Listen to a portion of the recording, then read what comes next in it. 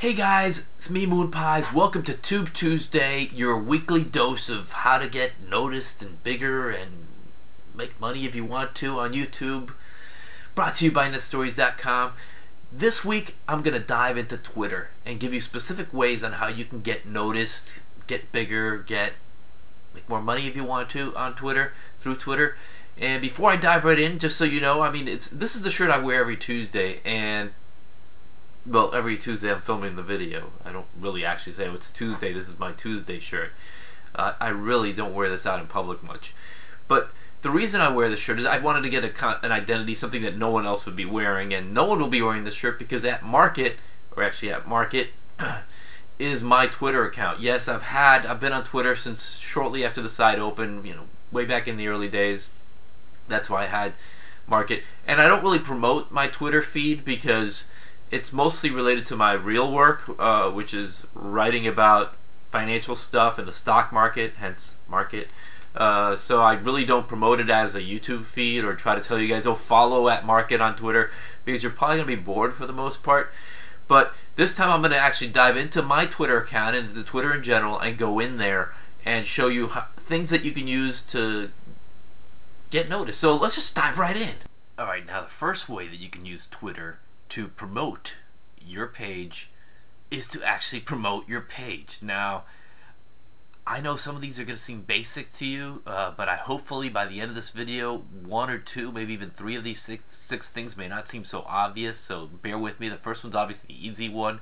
It's to promote your videos. Once you have a Twitter account, and you tie it together with your YouTube account, and you can do that just simply by setting it up that way.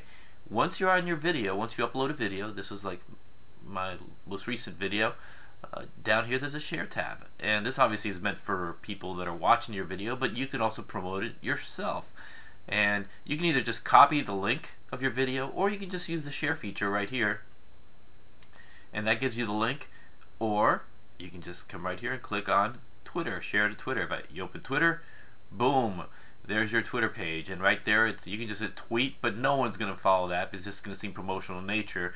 So you can just put something like yep, my dog's even objecting to this, IKEA meatballs, really, and then there you go. Just hit tweet, and out it would go to everyone that's following you and everyone that isn't. Which brings us to step number 2, using hashtags. Now, hashtags is the number, that sign that's right on top of the 3. It's just basically that, and you put something after it. So in this case, you could put IKEA, or you can do, let's say, IKEA meatball, or you can just put, horse meat. It all has to be one word. You can't add spaces or anything like that to it. And the neat thing about hashtags, and this is why it's important on Twitter, is that when you tweet out something with a hashtag, anything that you put out can be searched that way. Now, I'm not actually going to send this tweet. I'm actually going to take you out to Twitter to show you what I'm talking about. So let's go here to find a tweet. Like, okay, here, dolphins. Someone just put hashtag dolphins. So if you click on that dolphins right there, it'll take you to all the tweets that have been put up with the hashtag dolphins. So it's a way of getting yourself, use hashtags of stuff that will be relevant to what you're doing, relevant to what your video is, so people would check it out that way. Now, how Twitter does it, they don't tend to have it like, they do it chronologically, even though at first they just put like, the more prolific ones and promoted tweets. But eventually, if you actually have a tweet and it's hashtag dolphins, is a pretty popular one. Because of the fish and the mammal, sorry, didn't mean to call it a fish, because of the mammal, and obviously because of the Miami Dolphins in this particular case. But, something here like market memories, that's not going to have a lot. You see, you can go back to 26 minutes ago. 2011 is the last time people were hashtagging market memories, before Jason did that. So, a lot of neat little ways to get noticed just by hashtags alone. And I should apologize if you notice my voice is a little, I guess, sinusy, grainy. Yes, I am coming down with a bug. Sorry about that. Don't worry, it's not contagious on YouTube. Trust me. Number 3, the third way that you can use Twitter to get bigger on YouTube is quite simply engaging with celebrities. Now, let me see a celebrity that I have here. Let go down. I mean, some of these are celebrities to me, but not to the common people. Okay, Alex Sulkin. This is the Sulk. He's a writer on The Simpsons, and he's also a co-writer of some movies. He co-wrote Ted with Seth MacFarlane. So usually, whenever he tweets something, he has a lot of followers. You can just hit on reply to his tweet, and right away you can see that there's people here who are already added to it.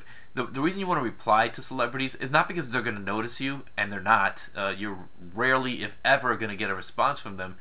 But if you have something, especially a celebrity that's relevant to what you do, if you're a singer, you may want to put a response to people, reply to tweets from celebrities that sing, especially in your genre.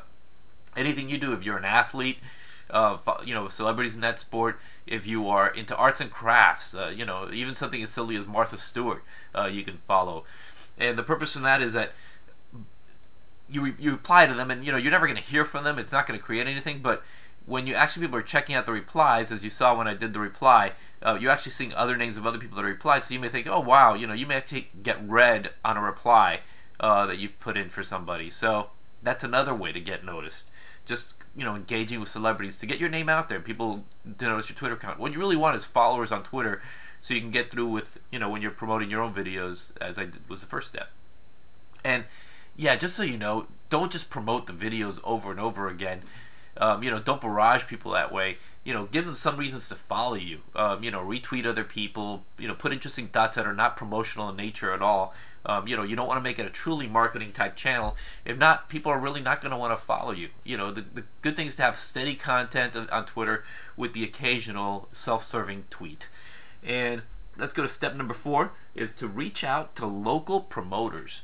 And by that, I don't mean actual physical promoters. I'm talking about people that can actually get you noticed. Now, if you were to, and everybody's videos are different, so you have to ask yourself, if you're making a specific type of video, who do you think would make a good idea promotion? Would it be someone in the news? Would it be someone who writes for a magazine? Would it be someone who writes for the local paper in a certain section? In your mind, think about who would possibly find your videos interesting.